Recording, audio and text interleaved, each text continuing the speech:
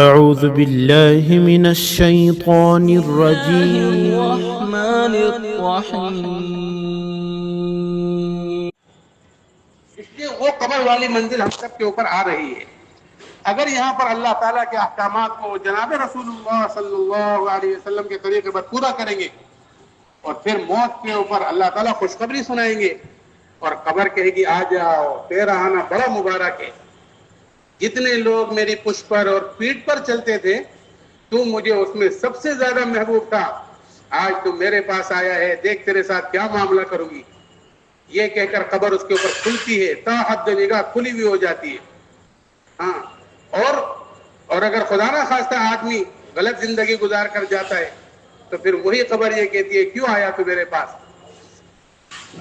کہ جتنے لوگ میری پشت پر اور پیٹھ پر چلتے تھے تو مجھے اس میں سب سے زیادہ مقبوض تھا. آج تو میرے پاس آیا ہے, دیکھ تیرے ساتھ کیا معاملہ کروں گی. یہ کہہ کر قبر اس کو بھیچے گی, پسلیاں ایک دوسرے کے اندر گھسیں گی, اوندے میں اس کو لٹا دیا جائے گا, جہنم کی کھڑکی کھول دی جائے گی. اللہ ہم سب کی حفاظت فرمائے. اس لیے بزرگوں دوستو, یہ ایمان اور اعمال, کہ یہ ایمان اور اعمال صالحہ بڑی اہمیت کی چیز رکھتی ہیں اور بڑی قیمتی چیز ہے, کہ جو انسان ایمان اور اعمال صالحہ کے ساتھ زندگی گزارے گا اللہ تعالیٰ اس کو دنیا کے اندر بھی کامیاب کریں گے, اللہ تعالیٰ آخرت کے اندر بھی کامیاب کریں گے. اور ایمان اعمال صالحہ کے بغیر کوئی کسی کو کہیں کامیابی نہیں ملے گی. نہ حاکم کو ملے گی, نہ محکوم کو ملے گی, نہ امیر کو ملے گی, نہ غریب کو ملے گی, نہ تندرست کو ملے گی, نہ بیمار کو ملے گی, نہ مالداروں کو ملے گی, نہ فقیروں کو ملے گی. کہ ایمان اعمال صالحہ کے بغیر کہیں کوئی کامیابی کسی کو نہیں مل رہی ہے. یہ بار بار اس کو عرض کیا جاتا ہے. کیوں کیا جا رہا ہے؟ کہ تاکہ یہ باتیں ہمارے دلوں کے اندر اتر جائیں. اس لیے کہ کامیابی کا جو اصل تعلق ہے وہ انسان کے دل کے ساتھ ہے. اس لیے بار بار ان چیزوں کے مذاکرے ہیں, بار بار ان چیزوں کو کہا جاتا ہے, بار بار ان چیزوں کو سنا جاتا ہے تاکہ اس کا یقین دل کے اندر آوے. آج ہم مسلمانوں کی بدقسمتی کہہ لیجیے کہ جس چیز کے اوپر اللہ کا کلام ہزاروں نہیں, لاکھوں نہیں, کروڑوں اور کھربوں بار کہہ چکا ہے, آج مسلمانوں کا بھروسہ اسی کے اوپر سے ٹوٹ چکا ہے. کہ اللہ کا کلام کہہ رہا ہے کہ کامیابی کس میں ملے گی؟ کہ ایمان اعمال صالحہ میں ملے گی. والعصر ان الانسان لفی خسر الا الذین آمنوا وعملوا الصالحات. کہ ایمان اعمال صالحہ میں اللہ نے کامیابی رکھی ہے, لیکن آج کا مسلمان اس کو زبان کو دیکھو کہ یہ کہہ رہا ہے کہ ایمان اعمال صالحہ میں کامیابی کیسے ملے گی, کہ جب اس کو اس کا یقینی نہیں ہے تو اس کے ایمان کی اللہ کے ہاں کوئی حیثیت نہیں ہے. جب اس کے ایمان کے اللہ کے ہاں کوئی حیثیت نہیں ہوگی تو اس کے اعمال صالحہ کے اللہ کے ہاں کوئی قیمت نہیں ہوگی. اس لیے بزرگوں دوستو, یہ اللہ نے ایمان دیا ہے, اللہ نے اپنے کرم سے, فضل سے اور اعمال صالحہ کرنے کی توفیق نصیب فرمائی ہے. یہ بڑی اہمیت کی چیز ہے, بڑی اونچی چیز ہے کہ ایمان اعمال صالحہ کے ساتھ جو انسان دنیا کے اندر زندگی گزارے گا اللہ تعالیٰ اس کو دنیا کے اندر بھی کامیاب کریں گے, اللہ تعالیٰ اس کو آخرت کے اندر بھی کامیاب کریں گے. اگر اس کے بغیر کامیابی ہوتی تو نوح علیہ السلام کا بیٹا جہنم میں نہ جاتا. کہ کیوں گیا ہے جہنم میں؟ اللہ ہم سب کی حفاظت فرمائے. نوح علیہ السلام جلیل القدر پیغمبر ہیں, اللہ رب العزت سے دعائیں مانگ رہے ہیں مغفرت کی, تو اللہ رب العزت نے کیا فرمایا؟ انہ عمل غیر صالح. اے نوح, مجھ سے اس کے بارے میں مت مانگو, تم مغفرت مت مانگو, اس لیے کہ تمہاری دعا قبول نہیں کی جائے گی. کیوں نہیں کی جا رہی ہے؟ انہ عمل غیر صالح, اس لیے کہ اس کے عمل غیر صالح ہیں, اچھے نہیں ہیں. تو اس لیے بزرگوں دوستو, اللہ نے ہمیں اور آپ کو ایمان دیا ہے, اعمال صالحہ دیے. اللہ اپنے فضل و کرم سے اس کی توفیق نصیب فرماتا رہے کہ اس کے ساتھ جو انسان زندگی گزارے گا اللہ دنیا کے اندر بھی کامیاب کرے گا, آخرت میں بھی کامیاب کرے گا. اور اس کے بغیر جو انسان دنیا کے اندر زندگی گزارے گا اللہ تعالیٰ دنیا کے اندر بھی ناکام کرے گا, آخرت کے اندر بھی تباہ اور برباد کرے گا. اس لیے بزرگوں دوستو, یہ دو زندگیاں ہیں, ایک موت سے پہلے کی ہے اور ایک مرنے کے بعد والی زندگی ہے. ہم میں سے ہر ایک یہ جانتا ہے کہ کس کی زندگی کتنی ہو چکی ہے. کوئی 30 برس کا ہوا, کوئی 40 کا ہوا, کوئی 60 کا ہوا, 70 کا ہوا, لیکن ہم میں سے کسی کو یہ معلوم نہیں ہے کہ ہماری زندگی باقی کتنی ہے. کہ وہ باقی زندگی کتنی ہے کسی کو نہیں معلوم ہے، لیکن ایک دن یہ زندگی ختم ہوگی اور ایک زندگی اور شروع ہوگی جس کی شروعات یقینی ہے، ختم اس کا کبھی نہیں ہوگا۔ اس لیے پیارے نبی صلی اللہ علیہ وسلم قسم کھا کر یہ بات فرما رہے ہیں کہ آخرت کے اندر دو چیزوں میں سے ایک چیز ہوگی، یہ تو جنت ہوگی، یہ جہنم ہوگی، تیسری کوئی جگہ نہیں ہے۔ کہ وہ زندگی بنانے کے لیے کیا کرنا پڑے گا؟ کہ اس کے لیے جناب رسول اللہ صلی اللہ علیہ وسلم والا طریقہ ہے کہ اللہ نے ہمارے اوپر، آپ سب کے اوپر، ساری انسانیت کے اوپر کرم فرمایا، فضل فرمایا، رحم فرمایا، اور اس کے بڑے فضلوں میں سے ایک بڑا فضل یہ ہے کہ اللہ تعالیٰ نے نبیوں کو بھیجا ہے اور نبیوں نے آ کر آخرت کی زندگی کو کھولا ہے کہ قبر، حشر، صراط، جنت، جنت کی نعمتیں، جہنم، جہنم کے عذاب، کہ نبی نہ آتے تو پتہ نہ چلتا کہ آخرت کی زندگی بھی کوئی زندگی ہے، کہ مرنے کے بعد بھی کچھ ہونا ہے، کہ پتہ ہوتا نہیں کسی کو، کہ یہ اللہ نے فضل فرمایا ہے۔ اور دوسرا بڑا فضل اللہ کے فضلوں میں سے یہ ہے کہ اللہ تعالیٰ نے آسمانوں سے وحی کو اتارا ہے، کہ جس کے ذریعے ہم سب کو یہ بات معلوم ہوئی کہ مرد یا عورت جو بھی ایمان کے ساتھ اچھے اعمال کرے گا، اللہ رب العزت اس کو حیات طیبہ دیں گے۔ من عمل صالحا من ذکر او انثى وهو مؤمن فلنحيينه حیاتا طیبہ، کہ اللہ حیات طیبہ دیں گے۔ کہ حیات طیبہ کیا ہے؟ کہ پاکیزہ زندگی دیں گے۔ پاکیزہ زندگی کیا ہے؟ کہ چین سکون والی زندگی دیں گے۔ یہی دنیا کی وقتی کامیابی ہے کہ آدمی کے دل کے اندر چین سکون آوے، کہ اللہ رب العزت اس کو حیات طیبہ دیں گے، یعنی چین سکون والی زندگی دیں گے۔ نیک لوگوں کے دلوں میں محبتیں ڈالیں گے، ان کی نگاہوں کے اندر عظمتوں کو ڈالیں گے، چیزوں کے اندر برکتوں کو ڈالیں گے، دعاؤں کے اندر قبولیت کو ڈالیں گے، اور آخرت کے اعتبار سے جو اس کو ملے گی وہ جنت ملے گی۔ کہ جو دوزخ سے بچا لیا جائے اور جنت کے اندر داخل کر دیا گیا وہ اصل کامیاب ہے۔ فمن زحزح عن النار وادخل الجنت فقد فاز، کہ جو دوزخ سے بچا لیا گیا اور جنت میں داخل کر دیا گیا وہ اصل کامیاب ہے۔ اس لیے بزرگوں دوستو، وہاں جو چیز ملے گی پھر وہ ہمیشہ ہمیشہ کے لیے ملے گی، کہ ہمیشہ کی زندگی کبھی موت نہیں، ہمیشہ کی جوانی کبھی بڑھاپا نہیں، ہمیشہ کی راحت ہے کبھی تکلیف نہیں، ہمیشہ کی عزت ہے کبھی ذلت نہیں، ہمیشہ کی تندرستی کبھی بیماری نہیں، ہمیشہ کی خوشی کبھی غم نہیں، اور ہمیشہ کا کھانا پینا دیا جائے گا، کبھی اس کا بل نہیں آئے گا۔ کہ کھانا کیسا دیا جائے گا؟ کسی زبان نے بولا نہیں ہوگا، کان نے سنا نہیں ہوگا، دماغ نے سوچا نہیں ہوگا، آنکھوں نے دیکھا نہیں ہوگا، کسی کے دل پر اس کا خیال نہیں آیا ہوگا۔ ایسا کھانا دیا جائے گا، شراب پلائی جائے گی، پاکیزہ شراب پلائی جائے گی، کہ جس کو پینے کے بعد آدمی بہکے گا نہیں، جس کو پینے کے بعد آدمی بکواس نہیں کرے گا، جس کو پینے کے بعد گالیاں نہیں بکے گا، جس کو پینے کے بعد سر میں درد نہیں ہوگا، ایسی پاکیزہ شراب اس کو پلائی جائے گی۔ لا يصدعون عنها ولا ينزفون، اڑتے پرندوں کا گوشت ملے گا، وفاکہۃ مما یتخیرون، پھل اور میوے اس کو دیے جائیں گے، ولحم طیر مما یشتہون، اڑتے پرندوں کا گوشت دیا جائے گا، وحور عین، خوبصورت بیویاں ملیں گی جو ہیرے کی طرح چھپی ہوئی ہوں گی، بڑی آنکھوں والی، کامثال اللؤلؤ المکنون۔ یہ سب کیوں ہے اور کیا ہے؟ جزاء بما كانوا يعملون، کہ جو تم نے دنیا کے اندر ایک زندگی گزاری ہے ایمان کے ساتھ، اعمال صالحہ کے ساتھ، اپنی جی چاہی چھوڑ کر، اپنی نفس چاہی چھوڑ کر رب چاہی کے مطابق زندگی گزاری ہے، اور اپنی زندگی کو حضرت رسول پاک صلی اللہ علیہ وسلم کے طریقے پر پورا کیا ہے، یہ سب اس کا بدلہ ہے۔ عمل سے زندگی بنتی ہے جنت بھی جہنم بھی۔ یہ خاکی اپنی فطرت میں نہ نوری ہے نہ ناری ہے، کہ انسان کی اپنی کوئی فطرت نہیں ہے، مٹی سے بنا ہے، مٹی سے بنا ہے، کہ یہی مٹی کی اینٹ کہ بیت الخلا میں لگاؤ تو لوگ اس پر کیا کریں گے؟ تھوکیں گے بھی، پیشاب بھی کریں گے، اور یہی مسجد میں لگاؤ تو کیا کریں گے؟ کہ سجدہ بھی کریں گے۔ کہ یہ انسان مٹی کا بنا ہوا ہے، اور مٹی کی اپنی کوئی حیثیت نہیں ہوتی، اس سے جو جی چاہے بنا لو، باغیچے اس سے بنا لو، کہ اس سے پیٹرول اس سے نکال لو، کہ کتنی چیزیں ہیں، غلہ اس سے نکالو۔ اس لیے بزرگوں دوستو، ہمیں اپنی زندگیوں کو دیکھنا ہے کہ ہماری زندگی ہماری آنے والی زندگی کو بنا رہی ہے، یہ ہماری یہ زندگی ہمارے آنے والی زندگی کو خراب کر رہی ہے۔ کہ کیوں؟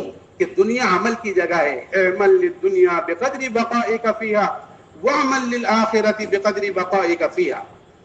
حضور اکرم صلی اللہ علیہ وسلم اپنے صحابہ کو مثالیں دے دے کر سمجھاتے تھے کہ بھائی دنیا کے لیے اتنی محنت کرو جتنا دنیا کے اندر رہنا ہے، اور آخرت کے لیے کتنی محنت کرو جتنا آخرت کے اندر رہنا ہے۔ تمام صحابہ اکرام رضوان اللہ علیہم اجمعین کی اگر ہم زندگی اٹھا کر دیکھیں تو ہر ایک کی فکریں اپنی آخرت کو بنانے کے لیے تھی کہ انما ہممنا الآخرہ ولیست ہممنا الدنیا، کہ ہمارے عزائم، ہمارے ارادے، ہماری محنتیں کس لیے ہیں کہ وہ ہماری آخرت بن جاوے، کہ دنیا کے لیے نہیں، کہ دنیا سے آخرت بناتے تھے۔ اس لیے میرے محترم بھائیوں، عزیزوں، دوستوں، بزرگوں، یہ آخرت ہم سب کے اوپر آنے والی ہے، اور آخرت کے اندر آدمی کا اچھا یا برا جو بھی کچھ ہوگا وہ سب سامنے آئے گا، کہ اگر اللہ کی مرضی کے مطابق حضرت رسول پاک صلی اللہ علیہ وسلم کے طریقے کے مطابق ایمان کے ساتھ، اعمال صالحہ کے ساتھ جب آدمی زندگی گزارے گا تو اللہ کے یہاں سے اجر و ثواب کا مستحق بنے گا۔ اور اگر زندگی جی چاہی والی ہوئی، نفس چاہی والی ہوئی، خواہشات کو پورا کرنے والی ہوئی، تو پھر اللہ کے حکموں کو توڑ کر حضرت رسول پاک صلی اللہ علیہ وسلم کے طریقے سے منہ موڑ کر زندگی گزارے گا تو پھر اللہ رب العزت آخرت میں کیا دے گا؟ سزا دے گا۔ اللہ تعالیٰ کا بنایا ہوا ایک قانون ہے، جزا اور سزا والا۔ اچھے عمل کرو گے تو جزا ملے گی، اور برے عمل کرو گے تو سزا بھی ملے گی۔ اور اسی احکم الحاکمین کا بنایا ہوا ایک نظام ہے کہ انسان اس دنیا کے اندر آ کر، اس دھرتی کے اوپر رہ کر جو کچھ کرے گا وہ سب محفوظ ہوتا رہے گا۔ کل قیامت کے دن اللہ تعالیٰ زمین کو حکم دیں گے کہ اپنی خبروں کو نشر کرو، اذا زلزلت الارض زلزالها واخرجت الارض اثقالها وقال الانسان ما لها يومئذ تحدث اخبارها۔ ذرا اپنی خبروں کو تو نشر کرو۔ تو یہ زمین ہر آدمی کی ہر چیز گنوائے گی، کہ نماز پڑھنے والے کی نماز کو گنوائے گی، تسبیح پڑھنے والے کی تسبیح کو گنوائے گی، تلاوت کرنے والے کی تلاوت کو گنوائے گی، در در گھر گھر کی محنت کرنے والے کی در در گھر گھر کی محنت کو گنوائے گی، اللہ کی بڑائی بولنے والے کی بڑائی کو گنوائے گی، تمام اچھی چیزیں گنوائے گی۔ اور اگر خدا نہ خواستہ معاملہ اس کے برعکس ہوا تو زمین وہ بھی گنوائے گی۔ اس لیے بزرگوں، دوستو، یہ دعوت و تبلیغ کی محنت، یہ چلت پھرت، کہ یہ اپنی اسی زندگی کی فکروں کے لیے ہے کہ یہ اللہ نے جو مجھے اور آپ کو نعمتیں دی ہیں، اور نعمتوں میں بڑی نعمت وہ ایمان کی دولت دی ہے کہ اللہ کے راستے میں نکل کر آدمی اس ایمان کو بولتا ہے صبح سے شام تک، ایمان ایمان ایمان، کہ نام کس چیز کا ہے؟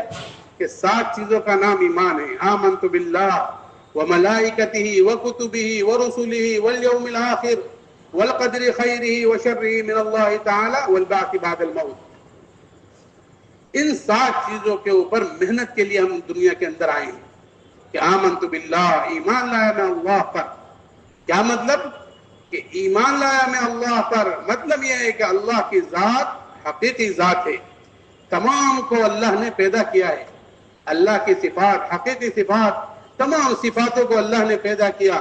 اللہ نے میری اور آپ کی عالم میں بسنے والے ایک ایک انسان کی کامیابی صرف اور صرف اپنے حکموں کو جناب رسول اللہ صلی اللہ علیہ وسلم کے طریقے پر پورا کرنے میں رکھی ہے، کہ اللہ کے ذات عالی کے ساتھ تعلق پیدا ہو، اور اس کی قدرت سے براہ راست فائدہ اٹھانے کے لیے حضور اکرم صلی اللہ علیہ وسلم ایک طریقہ لے کر تشریف لے کر آئے ہیں۔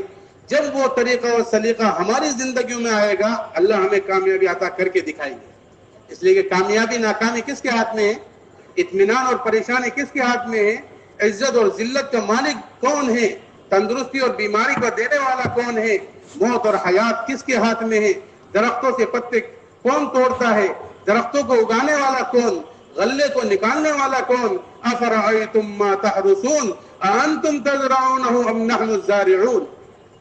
کہ ہر چیز اللہ ہی کے قبضے قدرت میں ہے۔ وہ دن اور رات کے نظام کو الٹتا اور پلٹتا ہے، آسمانوں کو ٹنگاتا ہے، ستاروں کو سجاتا ہے، ہواؤں کو چلاتا ہے، دریاؤں کو بہاتا ہے، کہ دن اور رات کے نظام کو الٹتا اور پلٹتا ہے۔ کرنے والی ذات کون؟ کہ اللہ کے پاس غیب کے خزانے ہیں۔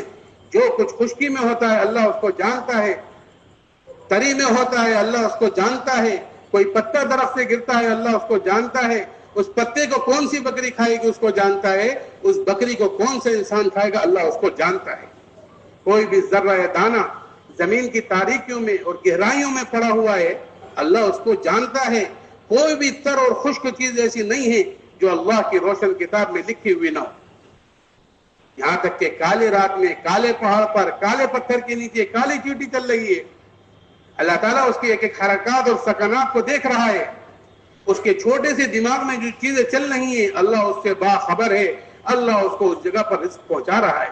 گویا اللہ سبحانہ و تعالیٰ ایسی ذات عالی ہے جس کو اس جہاں کے اندر نہ کسی آنکھ نے دیکھا نہ کوئی دیکھ سکتی ہے. لا تدرکہ الابصار وہو یدرک الابصار وہو اللطیف الخبیر. نہ کوئی اوصاف بیان کرنے والا اس کے اوصاف کو بیان کر سکتا ہے، نہ حوادث زمانہ اس کے اوپر اثر انداز ہو سکتا ہے، نہ گردش روزگار کو اس کو کوئی اندیشہ ہے. وہ ذات ایسی ہے جو پہاڑوں کے اوزانوں کو جاننے والی ہے، سمندر کے پیمانے کو جاننے والی ہے، بارش کے قطروں کی تعداد کو جاننے والی ہے، درختوں کے پتوں کے شمار کو جاننے والی ہے. ایک آسمان دوسرے آسمان کو اس سے چھپا نہیں سکتا، ایک زمین دوسری زمین کو اس سے چھپا نہیں سکتی. نہ کوئی پہاڑ جو اس کے غاروں میں ہے اس سے کچھ چھپا سکتا ہے، نہ کوئی سمندر جو اس کے تہ میں پڑا ہوا ہے اس سے کچھ چھپا سکتا ہے. گویا اللہ سبحانہ و تعالیٰ ایسی صفات اور کمالات والے ہیں کہ ساتوں سمندر سیاہی بن جائیں، درختوں کے پتے ورق بن جائیں، ان درختوں کی قلمیں بنا دی جائیں تو یہ ساتوں سمندر ختم ہو کے رہیں گے، درختوں کے پتے ختم ہو کے رہیں گے، قلمیں گھس گھس کے ختم ہو کے رہیں گی. اللہ کی باتیں، اللہ کی تعریفات پوری نہیں ہو سکتی. قل لو كان البحر مدادا لكلمات ربي لنفذ البحر قبل ان تنفذ كلمات ربي ولو جئنا بمثله مددا. اس کی مدد کے لیے اور لیا. اللہ کی باتیں، اللہ کی تعریفات پوری نہیں ہو سکتی. وہ ذات اول بھی، آخر بھی، ظاہر بھی، باطن بھی، حی قیوم اسی کی ذات ہے. اللہ لا الہ الا هو الحی القیوم. نہ اس کو اونگ آتی ہے نہ نیند آتی ہے. لا تأخذه سنة ولا نوم له ما في السماوات وما في الارض. جو کچھ آسمانوں میں ہے وہ اللہ کا، جو کچھ زمینوں میں ہے وہ اللہ کا، جو کچھ اس کے درمیان میں ہے وہ اللہ کا، جو کچھ اس کے نیچے ہے وہ اللہ کا، جو آسمانوں سے اوپر ہے وہ اللہ کا. اللہ کی قدرت سب سے بڑی ہے، اللہ کی طاقت سب سے بڑی ہے. اللہ کے پاس ہر چیز کے خزانے لامحدود ہیں. کہ آدم علیہ السلام کو پیدا کیا تو کیسے پیدا کیا؟ اپنی قدرت سے پیدا کیا، بغیر ماں باپ کے پیدا کیا. حوا کو بغیر ماں کے پیدا کیا، پیدا کرنے میں ماں باپ کا محتاج نہیں، پیدا کرنے میں ماں کا محتاج نہیں. عیسیٰ علیہ السلام کو بغیر باپ کے پیدا کیا، پیدا کرنے میں باپ کا محتاج نہیں. مریم علیہ السلام کو بن موسم کے پھل اور کھجوریں دے دی، پھلوں کے دینے میں موسم کا محتاج نہیں. میرے بھائیو، بزرگوں، دوستو، عیسیٰ علیہ السلام کے ہاتھ سے مادر ذات جو اندھے تھے ان کو بینائی دلوا دی، کوڑیوں کو ٹھیک کروا دیا، مردوں کو زندہ کر دیا. یہ اللہ اپنی قدرت سے کرتے ہیں. کبھی کبھی اللہ تعالیٰ یہ کرتے ہیں کہ چیزوں کی شکلوں کو باقی رکھتے ہیں، تاثیر کھینچ لیتے ہیں. یہ بھی کرتے ہیں کہ سیدنا ابراہیم علیہ السلام کے لیے آگ کو گلزار بنایا. حالانکہ ہم میں سے ہر ایک جانتا ہے کہ آگ کا کام کیا ہے، لیکن اللہ تعالیٰ بتلا رہے ہیں، اللہ تعالیٰ دکھلا رہے ہیں کہ یہ عناصر اربعہ ہیں، 4 بڑے عناصر ہیں: آگ، پانی، ہوا اور مٹی. یہ مؤذنین روزانہ چیخ کر ہمیں اور آپ کو بتلا رہے ہیں کہ اللہ بہت بڑے ہیں، اللہ بہت بڑے ہیں، اللہ بہت بڑے ہیں، اللہ بہت بڑے ہیں. کہ آگ، پانی، ہوا اور مٹی، کہ ان سب کے اندر اللہ نے وہ طاقت رکھی ہے کہ اللہ کسی کی رسی کو چھوڑ دے تو ساری دنیا کو ختم کر دے. کہ مؤذنین اذانوں کے ذریعے ہمیں یہ پیغام دے رہے ہیں کہ آگ اور پانی، ہوا اور مٹی، اللہ اکبر. کعبے کے کونے 4، اللہ اکبر. بڑے فرشتے 4، جبرائیل، میکائیل، اسرافیل، اسرائیل، اللہ اکبر. دنیا کی سمتیں 4، مشرق، مغرب، شمال اور جنوب، اللہ اکبر. کہ اللہ بہت بڑے ہیں. کہ اللہ کی ذات عالی کا یقین آوے. کہ جب اللہ کی ذات عالی کا یقین دل کے اندر آئے گا تو انسان اپنی خواہشوں کو، اپنی چاہتوں کو اللہ کے حوالے کرے گا. اسی بزرگوں، دوستو، اس کا نام ہے آمنت باللہ. ایمان لایا میں کس پر؟ اللہ پر. وملائکتہ. کہ اس کا مطلب کیا؟ کہ اس کا مطلب یہ ہے کہ ایک اللہ کا غیبی نظام ہے جو چھپا ہوا ہے، کسی کو نظر نہیں آتا. وہ فرشتوں والا نظام. ایک انسان کا ظاہری نظام ہے، ملک والا لے لو، مال والا لے لو، روپیہ پیسے والا لے لو، اکثریت والا لے لو.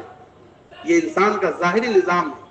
کہ بھروسہ کس پر بنا ہوا ہے؟ کہ ظاہری چیزوں پر بنا ہوا ہے کہ میرے پاس مال ہوگا، میرے پاس ملک ہوگا، میرے پاس چیزیں ہوں گی، میرے پاس روپیہ ہوگا، میرے پاس اکثریت ہوگا، میں یہ کر دوں گا، یہ کر دوں گا. لیکن صحابہ کرام رضوان اللہ علیہم اجمعین عقل مند تھے. انہوں نے یہ دیکھا کہ اللہ کا غیبی نظام حمایت میں کن چیزوں پر آئے گا، ان چیزوں پر محنت کیے کہ اللہ کا غیبی نظام کن چیزوں پر آئے گا. اس کے لیے حضور اکرم صلی اللہ علیہ وسلم ایک محنت لے کر تشریف لائے ہیں، اور اس امت کو یہ بتلا دیا گیا، اے میری پیاری امت، جب تک تم میرے طریقے پر چلتے رہو گے، میرے راستے پر چلتے رہو گے، میرے طریقے کی لوگوں کو دعوت دیتے رہو گے، اللہ کے بندوں کو اللہ کی طرف بلاتے رہو گے، خیر اور بھلائی کو پھیلاتے رہو گے، اللہ کا غیبی نظام تمہاری حمایت میں آئے گا.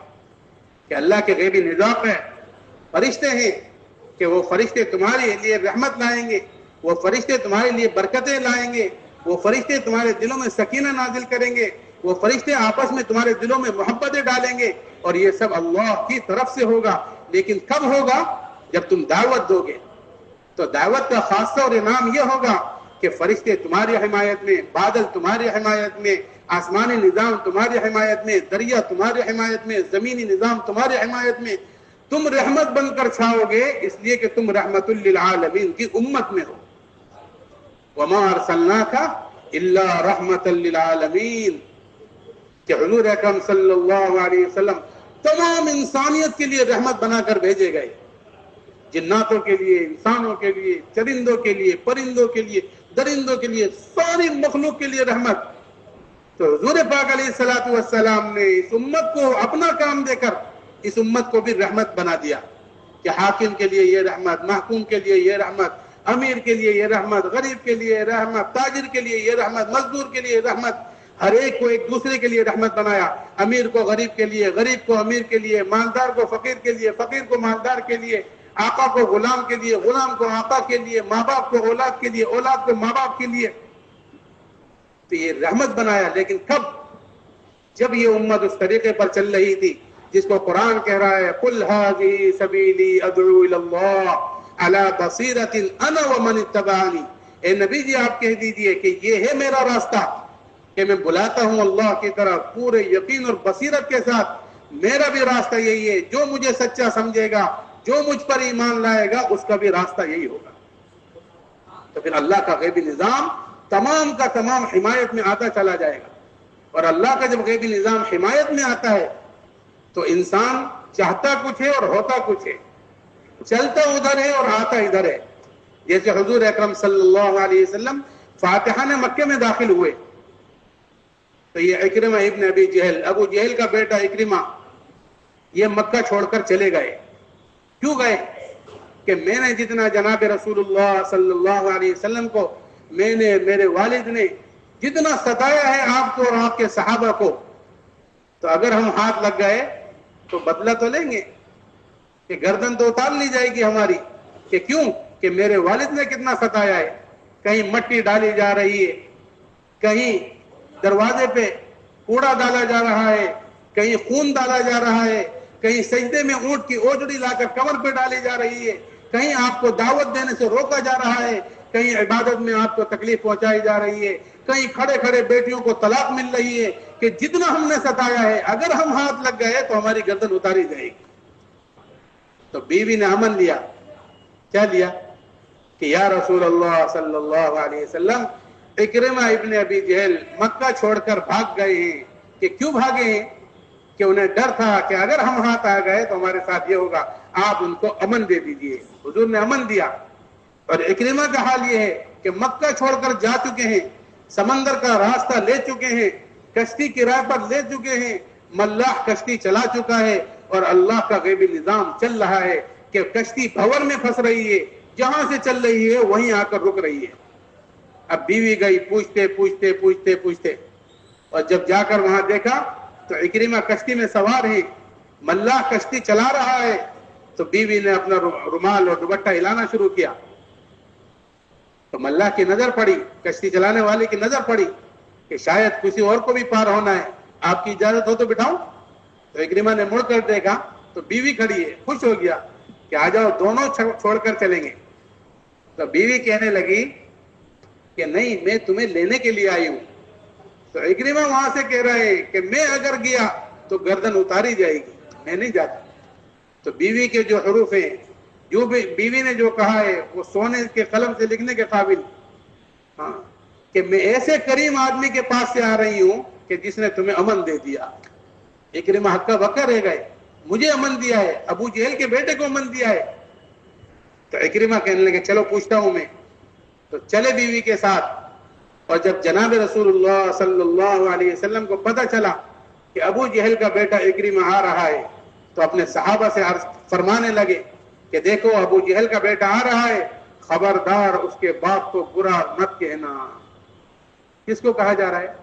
اس آدمی کے بارے میں کہا جا رہا ہے کہ جس کے بارے میں حضور اقدس صلی اللہ علیہ وسلم نے فرمایا تھا کہ دیکھو ایک موسیٰ علیہ السلام کے زمانے کا فرعون تھا جس نے خدائی کا دعویٰ کیا تھا، ایک میرے زمانے کا فرعون ہے، اور میرے زمانے کا فرعون موسیٰ علیہ السلام کے فرعون سے بڑا ہوا ہے. کتنی تکلیف پہنچائی ہوگی. لیکن حضور کہنے لگے دیکھو اس کا بیٹا آ رہا ہے، اس کے باپ کو برا مت کہنا، اس لیے کہ بات اس تک پہنچے گی نہیں پہنچے گی، زندے کو تکلیف پہنچے گی. تو اکرمہ گھسے حضور کی خدمت میں حاضر ہوئے. تو جناب رسول اللہ صلی اللہ علیہ وسلم تیزی کے ساتھ اٹھ کر استقبال کر رہے ہیں، اور آپ کی چادر مبارک زمین سے گھسٹ رہی ہے. اکرمہ کہنے لگے یا رسول اللہ یہ اخلاق ہیں آپ کے اپنے مسلمان ساتھیوں کے لیے کیا ہوں گے؟ فوراً کلمہ پڑھا، لا الہ الا اللہ محمد الرسول اللہ. میرے بھائیو بزرگوں دوستو، یہ ہے حضور پاک علیہ الصلوۃ والسلام کے اخلاق. یہ ہے حضور پاک علیہ الصلوۃ والسلام کی دعوت کہ کٹر سے کٹر آدمی، سخت سے سخت دشمن حضور کی محبت میں رہ کر حضور کا کلمہ پڑھ رہا ہے. ہندہ کو دیکھو کیسی سخت ترین، کہ جب ابو سفیان اس کو سمجھا رہا ہے کہ جاؤ امن لے کر آ جاؤ، جاؤ امن لے کر آ جاؤ، تو اپنے میاں کے بارے میں کہہ رہی ہے یہ بڈھا سٹیا گیا ہے، اس کی بات مت مانو، میری مانو، اس کو بھی ختم کرو. کہ کیوں؟ کہ حضور صلی اللہ علیہ وسلم سے سخت ترین دشمن، اور سخت ترین اس کا دل. کیسا دل؟ کہ حضور اکرم صلی اللہ علیہ وسلم کے جب چچا حضرت حمزہ کو شہید کیا گیا تو یہی ہندہ، اسی نے ان کے ناک کان کٹوائے، گلے کا ہار بنایا، انگلیاں کٹوائی، گلے کے اندر ڈالی، کلیجہ چبایا، چبا نہ سکی، خون پینا چاہا، پی نہ سکی. ایسا سخت دل والی عورت. جب حضور اقدس صلی اللہ علیہ وسلم فاتحانہ مکے میں داخل ہوئے تو حضور نے ایک اعلان کیا کہ جو اپنے گھروں کے دروازوں کو بند کرے گا اس کو کوئی کچھ نہیں کہے گا، جو بیت اللہ میں چلا جائے گا اس کو کوئی کچھ نہیں کہے گا، جو ابو سفیان کے گھر میں داخل ہو جائے گا اس کو کوئی کچھ نہیں کہے گا. ایک عام امن کا اعلان. تو یہ ہندہ کیا نہ کرتی، مرتا کیا نہ کرتا. تو اس نے بھی اپنے گھر کے دروازے بند کر لیے. کہ کیوں؟ کہ 10,000 کا بڑا لشکر آ رہا ہے.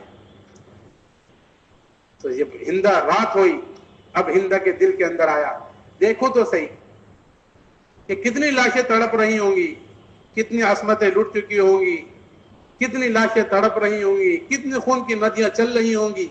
تو ذرا سا دروازہ کھولا کہ دیکھا تو رات کا سناٹا چھایا ہوا ہے، امن و امان پھیلا ہوا ہے. تو ہمت کرا اور دروازہ کھولا، کہیں کوئی ایک آدم کا بچہ نہیں ملا. ہمت کر کے گھر سے باہر قدم رکھا، کہیں سے کوئی آواز نہیں، نہ ڈھول کی، نہ دھماکے کی، نہ کسی چیز کی. اور ہمت کری، بیت اللہ میں گئی تو وہ 10,000 کا بڑا لشکر قریش کی ہدایت کے لیے دعائیں مانگ رہا تھا. اور یہ ہندہ کا سخت دل موم کی طرح نرم ہو گیا اور آئے جناب رسول اللہ صلی اللہ علیہ وسلم کی خدمت اقدس میں کہ یا رسول اللہ صلی اللہ علیہ وسلم، کل تک آپ کا خیمہ تمام لوگوں کے خیمے کے بیچ میں تھا اور میرے دل کی یہ حالت تھی کہ سب سے زیادہ مجھے آپ کا خیمہ ناپسند تھا. آج اللہ نے میرے دل کی حالت بدل دی. کہ کیوں؟ کہ دل رحمان کے 2 انگلیوں کے درمیان ہے، جیسا چاہتا ہے اس کو الٹتا اور پلٹتا رہتا ہے. اللہ نے میرے دل کو پلٹ دیا. میری حالت یہ ہو گئی کہ میرے دل کے اندر آپ کے خیمے کی محبت سب سے زیادہ بڑھ گئی. تو یہ حضور کے اخلاق، کہ وہ حضور اکرم صلی اللہ علیہ وسلم والے اخلاق اگر ہمارے اندر آ جائیں گے، امت کی ہدایت کے اللہ فیصلے کر دیں گے. لیکن ہمارے کیا ہے کہ کوئی سلام کرے تو کرتے ہیں، نہیں کرے تو کیوں، جا اپنا کام کر. ہم چھوٹے باپ کے بیٹے تھوڑی ہیں. میرے بھائی بزرگ دوستو، اخلاق ہمارے جتنے اچھے اور اونچے ہوتے چلے جائیں گے، انشاءاللہ دعوت کے کام میں ترقی ہوتی چلی جائے گی. تو اللہ کا غیبی نظام حمایت میں لانے کے لیے حضور اکرم صلی اللہ علیہ وسلم ایک طریقہ لے کر تشریف لائے ہیں. جب وہ طریقہ ہماری زندگیوں میں آئے گا اللہ کا غیبی نظام ہماری حمایت میں بھی آئے گا. اس کا نام ہے وَمَلَائِكَتِهِ وَكُتُبِهِ. کہ اس کا کیا مطلب؟ کہ اس کا مطلب یہ ہے کہ ایک علوم الہی ہے اور ایک علوم انسانی ہے. کہ ہمارا بھروسہ کس پر بن گیا؟ کہ علوم انسانی پر بن گیا ہے. اس لیے کہ انسان جس چیز کو دیکھتا ہے اور جس چیز میں نفع دیکھتا ہے اسی کی طرف لپکتا ہے. اور یہ جو ایمان ہے نا یہ جانوروں والا ایمان ہے. کیا ہے؟ جانور والا. جانور کو کچھ گھاس دکھاؤ تو کدھر آئے گی؟ کہ میری طرف آئے گی. اسی جانور کو ڈنڈا دکھاؤ تو کدھر بھاگے گا؟ ہاں. کتے کو ہڈی دکھاؤ تو آئے گا اور اسی کو پتھر دکھاؤ تو کدھر بھاگے گا؟ اللہ ہماری حفاظت فرمائے. اللہ ہمیں ایمان بالغیب یقین نصیب فرمائے. ہاں. تو اللہ کا غیبی نظام حمایت میں آئے اور وَكُتُبِهِ ایمان لائے آسمانی کتابوں پر.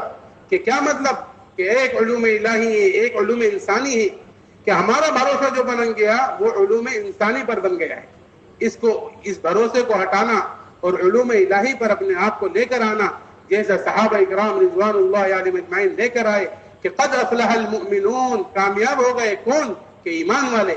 کون ایمان والے؟ کیا کرتے ہیں؟ کس چیز کا حکم کرتے ہیں؟ کس چیز سے روکتے ہیں؟ سب سے پہلا کام یہ کرتے ہیں الذین هم فی صلاتهم خاشعون. کہ وہ اپنی نمازوں میں خشوع خضوع پیدا کرتے ہیں. کہ صحابہ کی نماز دیکھیں, حضور اکرم صلی اللہ علیہ وسلم کی نماز دیکھیں, حضور کے صحابہ کی نماز دیکھیں. کیسی نماز؟ کہ ان کو معلوم تھا کہ یہ نماز کوئی معمولی چیز نہیں ہے. کہ جس چیز کو پیارے نبی صلی اللہ علیہ وسلم اپنی آنکھوں کی ٹھنڈک بدلا دیں وہ چیز معمولی ہو سکتی ہے. اس لیے صحابہ نے اپنی نماز بنائی. اور کیسی بنائی؟ کہ ان کی نماز میں کوئی چیز خلل پیدا کر دے وہ اس چیز کو اپنی زندگی سے دور کر دیتے تھے. کتنے حضرت شیخ نے کتنے قصے لکھے ہیں کہ ایک صحابی نماز پڑھ رہے ہیں, باغ کے اندر چڑیا آ گئی. اب وہ باغ کے اندر نماز پڑھ رہے ہیں, چڑیا کے ساتھ نظر ادھر ادھر جا رہی ہے, گنجان بھرا ہوا باغ ہے, کھجوریں لٹک رہی ہیں. اب وہ چڑیا کے ساتھ ساتھ نگاہ پھر رہی ہے. سو پیدا ہو گیا. کون سے رکعت ہے نہیں معلوم, ذہن سے نکل گیا. تو نماز پوری کی اور گئے حضور اقدس صلی اللہ علیہ وسلم کی خدمت میں, یا رسول اللہ صلی اللہ علیہ وسلم میں اس باغ کو اپنے پاس نہیں رکھوں گا. کیوں؟ کیا بات ہوئی؟ کہ میں نماز پڑھ رہا تھا, چڑیا آ گئی, سو پیدا ہو گیا, اس نے میری نماز جیسی اہم عبادت خراب کر دی. 40,000 درہم کے باغ کھڑے کھڑے صدقہ کر دیا. یہ کیا ہے؟ کہ نماز اللہ نے دی ہے مسائل کو حل کرانے کے لیے دی ہے. نماز کے ذریعے انسان اللہ سے باتیں کرتا ہے, نماز کے ذریعے انسانوں کے مسائل حل ہوتے ہیں. نماز اللہ کے قرب کا ذریعہ ہے. کہ نماز ہماری خراب ہو جائے اس کے ذریعے تو کھڑے کھڑے صدقہ کر رہے جا رہا ہے. کہ کیوں؟ کہ نماز کی طاقت, نماز کی پاور اور نماز کی جو نماز سے ہونے کا یقین کہ ان کے اندر اترا ہوا تھا. کہ کتنے صحابہ کو دیکھو کہ تیر پہ تیر کھائے جا رہے ہیں لیکن سورت پوری کرنے سے پہلے رکوع کرنا گوارا نہیں کر رہے ہیں. ایک صحابی ان کے پھوڑا نکل آیا,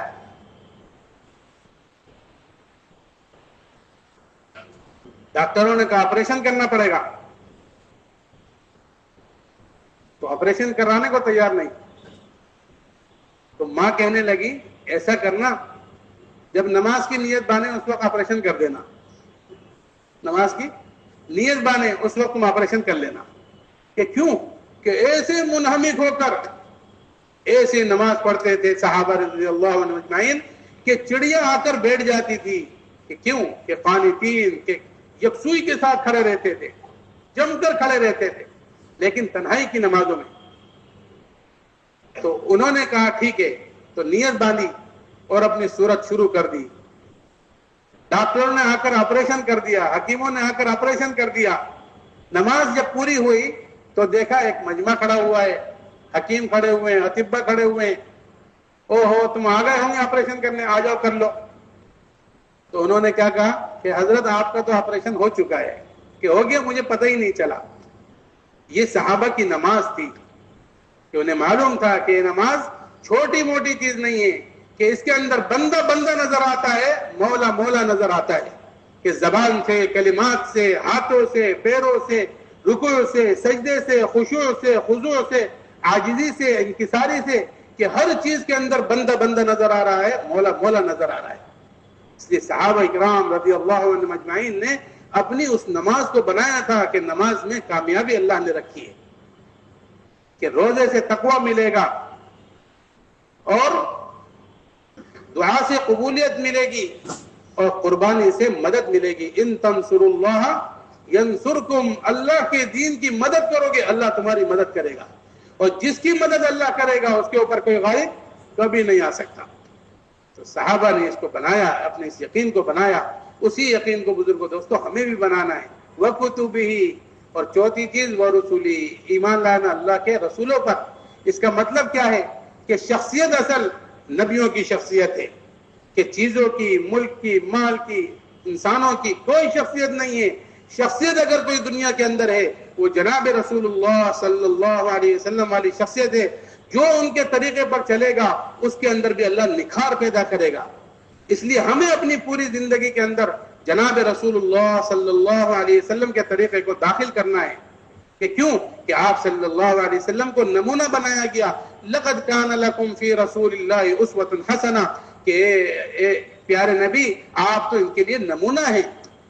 تو جو چیز نمونے کے مطابق ہوتی ہے وہی چیز پسند کی جاتی ہے۔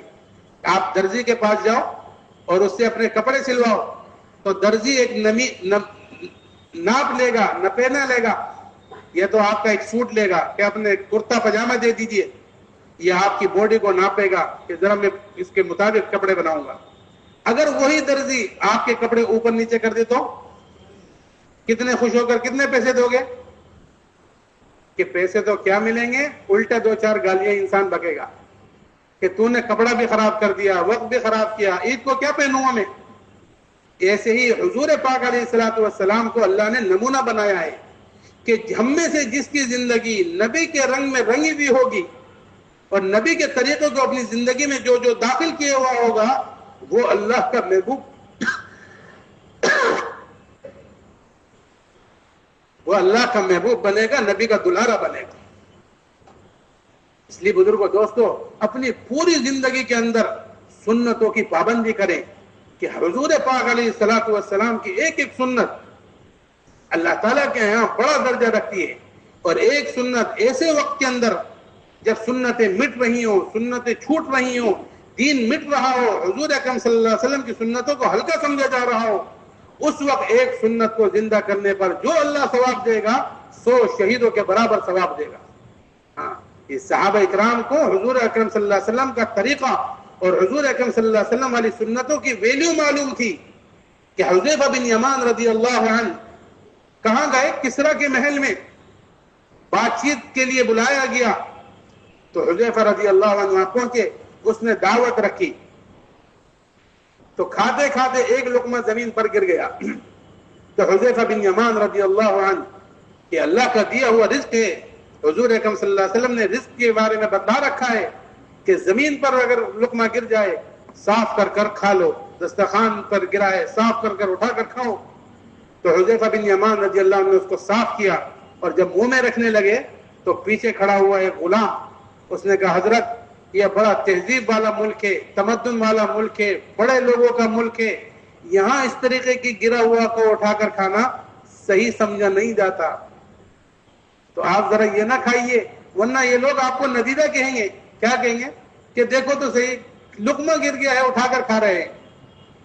تو حذیفہ بن یمان رضی اللہ عنہ نے وہ جملے بولے، اَأَتْرُكُ سُنَّةَ حَبِيبِي لِهَؤُلَاءِ الْحُمَقَاءِ، کہ میں ان احمقوں کی وجہ سے، ان بے وقوفوں کی وجہ سے جناب رسول اللہ صلی اللہ علیہ وسلم کی سنتوں کو چھوڑ دوں، کہ یہ طریقہ ہے، یہ طریقہ ہے حضور اکرم صلی اللہ علیہ وسلم کی سنت ہے۔ اس لیے بزرگوں دوستو نبی کی محبت کے بغیر یہ ایمان بھی نہیں ہے۔ تو ہمارے دلوں کے اندر نبی کی محبت آوے۔ صحابہ اکرام رضوان اللہ علیہم اجمعین نبی کی محبت لیے ہوئے تھے، نبی کا طریقہ لیے ہوئے تھے۔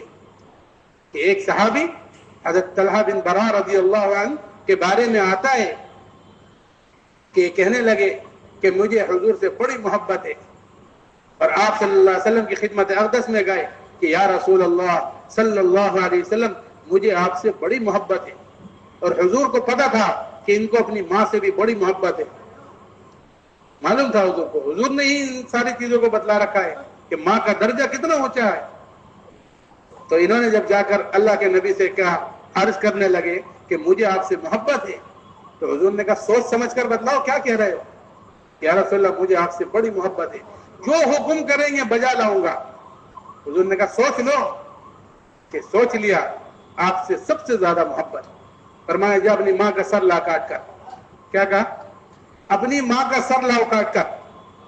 تو یہ نہیں کہا یا رسول اللہ آپ کیسی باتیں کر رہے ہیں، آپ نے تو ہمارے دلوں میں ماں کی محبت ڈالی، باپ کی عظمت ڈالی، آپ ایسی باتیں؟ فوراً وہاں سے اٹھے، تلوار لے کر چل پڑے۔ اللہ کے نبی صلی اللہ علیہ وسلم نے بلایا، بلاؤ بلاؤ بلاؤ، واپس آئے کہ دیکھو تمہاری ماں نہیں مروانی، اس کے ساتھ ذاتی تعلق مروانا تھا کہ ان سب سے زیادہ میری محبت تمہارے دلوں میں ہونی چاہیے۔ تو طلحہ بن برا رضی اللہ عنہ کامیاب ہو گئے، پاس ہو گئے، چند دنوں کے بعد بیمار ہوئے۔ محبت والوں کی پوچھ ہوتی ہے، ہر جگہ پوچھا جاتا ہے کہ کوئی ہم سے محبت کرے اور پھر وہ اس کو کوئی تکلیف پہنچے تو سامنے والے کو تکلیف ہوتی ہے، پوچھ کے آتا ہے۔ تو طلحہ بن برا بیمار ہوئے تو حضور اقدس صلی اللہ علیہ وسلم کو پتہ چلا کہ طلحہ بن برا بیمار ہیں، تو آپ صلی اللہ علیہ وسلم بنفس نفیس اس کو پوچھنے کے لیے گئے۔ کہاں گئے؟ کہ دشمنوں کے محلے سے پار، اور دشمنوں کا محلہ پار کر کر اس کو پوچھنے کے لیے گئے تو دیکھا طلحہ بن برا بے ہوش پڑے ہوئے ہیں۔ حضور اقدس صلی اللہ علیہ وسلم تھوڑی دیر تشریف فرما ہوئے اور فرمانے لگے چل چلاؤ کے آثار نظر ہیں، ان قریب یہ دنیا چھوڑنے والا ہے، جب یہ مر جائے مجھے خبر کرنا مدینے میں، تاکہ میں اس کو نلاؤں دھلاؤں، کفن پہناؤں، اس کی نماز جنازہ پڑھاؤں اور اس کو قبر میں اتاروں۔ طلحہ بن برا رضی اللہ عنہ بے ہوش پڑے ہوئے تھے، آپ صلی اللہ علیہ وسلم یہ فرما کر واپس ہو گئے۔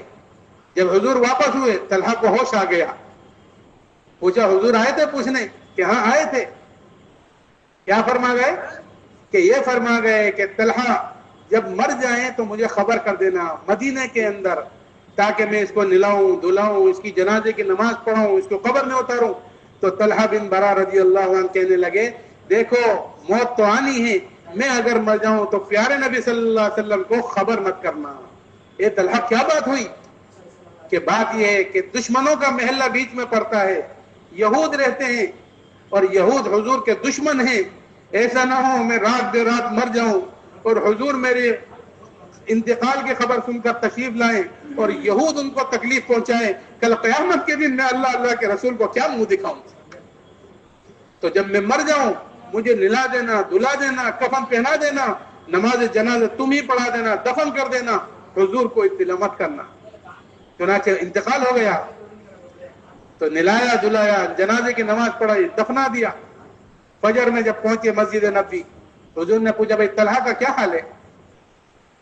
یا رسول اللہ طلحہ کا تو انتقال ہو گیا، کہ مجھے کیوں نہیں خبر کی؟ کہ یا رسول اللہ ہم آپ کو خبر کرنے آ رہے تھے، طلحہ نے ہمیں روک دیا کہ دشمنوں کا محلہ پڑتا ہے، پیارے نبی کو تکلیف ہوگی تو میں کل کیا قیامت کے دن منہ دکھاؤں؟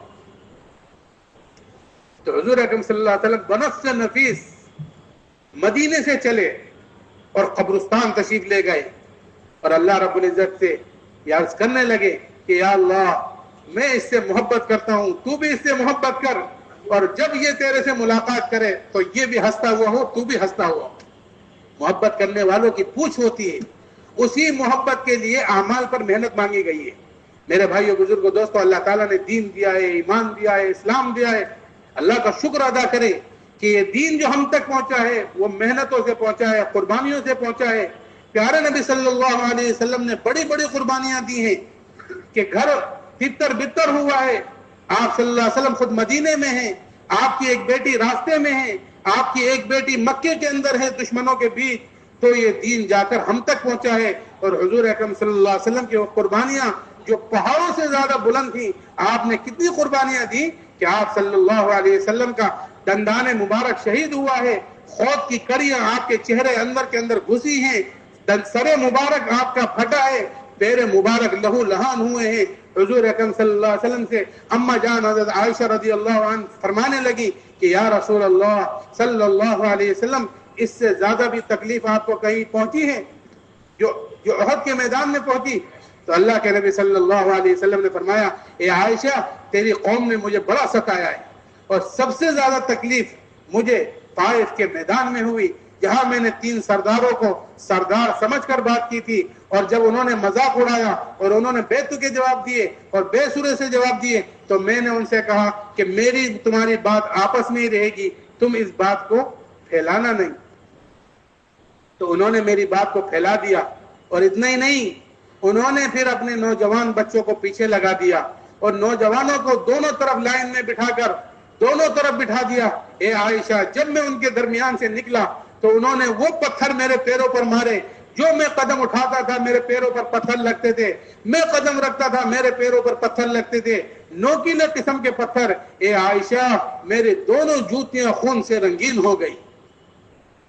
تو میں چلتا چلتا چلتا جب قرن ثعالب پر پہنچا اور میرے غم میں کچھ کمی آئی تو عائشہ میں نے گردن اٹھا کر دیکھا تو کیا دیکھتا ہوں کہ ایک بادل مجھ پر سایہ کیے ہوئے، کیا کیے ہوئے؟ سایہ کیے ہوئے۔ میں نے ذرا غور سے دیکھا تو جبرائیل علیہ السلام اس کے اندر موجود، انہوں نے مجھے سلام کیا اور یہ کہنے لگے، عرض کرنے لگے کہ اے اللہ کے نبی آپ کی وہ گفتگو جو آپ کی قوم سے ہوئی اللہ نے وہ سنی، اور ان کے بے تکے سے بے سرے سے جوابات بھی سنے۔ اللہ تعالیٰ نے آپ کے پاس ایک فرشتہ بھیجا ہے جس کے متعلق پہاڑوں کی خدمات ہے، اب وہ فرشتہ آپ کے پاس حاضر ہو رہا ہے، آپ جو چاہے اس کو حکم دے دیں۔ اب وہ فرشتہ سلام کر رہا ہے، پہاڑوں کا فرشتہ، کہ یا رسول اللہ جبرائیل نے جو کہا ہے وہ بالکل سچ کہا ہے، میرے متعلق میرے ذمہ پہاڑوں کی خدمات ہیں، آپ اگر حکم دیں تو میں ان پہاڑوں کو ملا دوں، ان اخشبین کو ملا دوں، جس سے سارے کے سارے درمیان میں ختم ہو جائے۔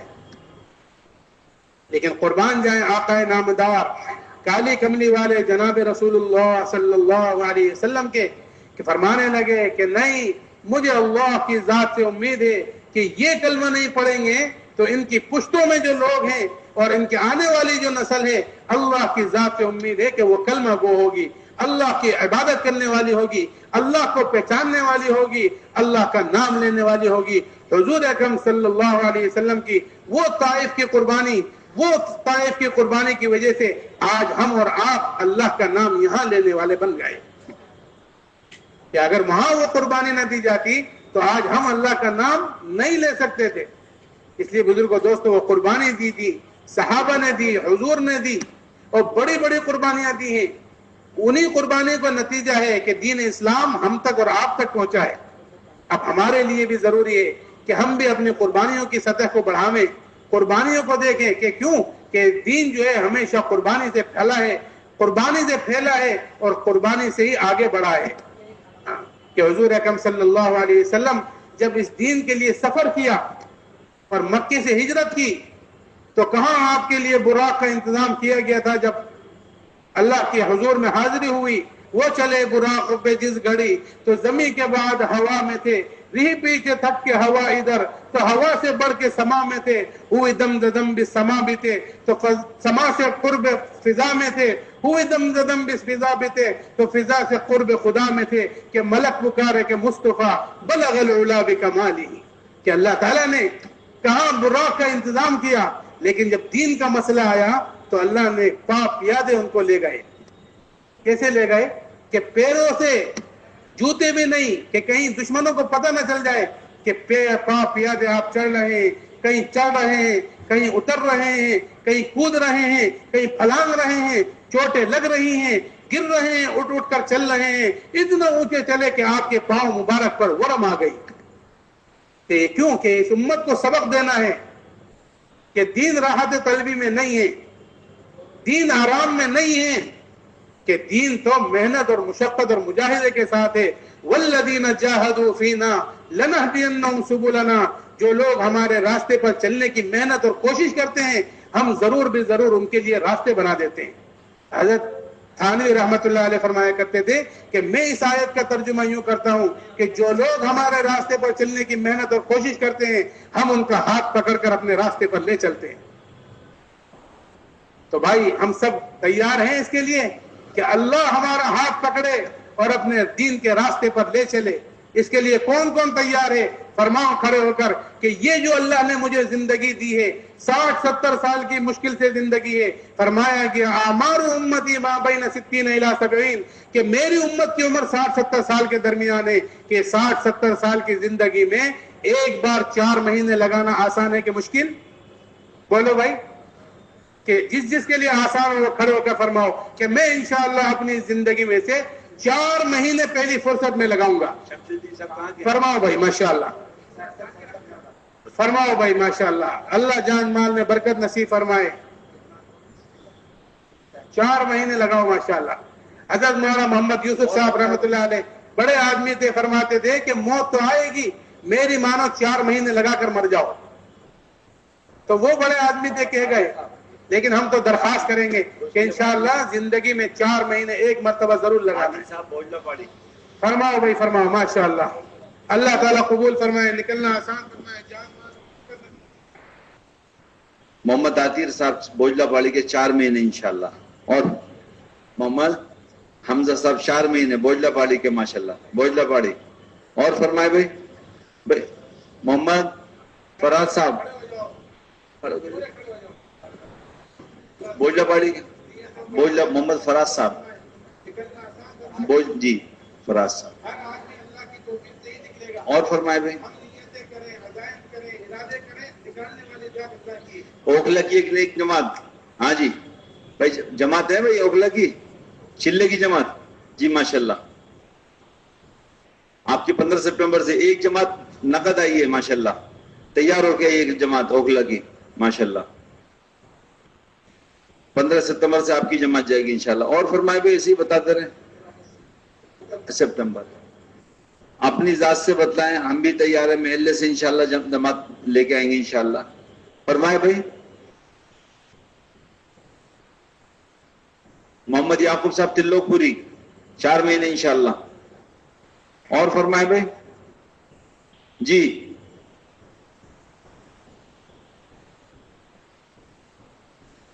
بھائی محمد بھائی ابراہیم صاحب کتنے ہیں؟ 4 مہینے انشاءاللہ، بھائی ابراہیم صاحب 4 مہینے کے لیے انشاءاللہ۔ اور فرمائے بھائی یہی ترکمان گیٹ کے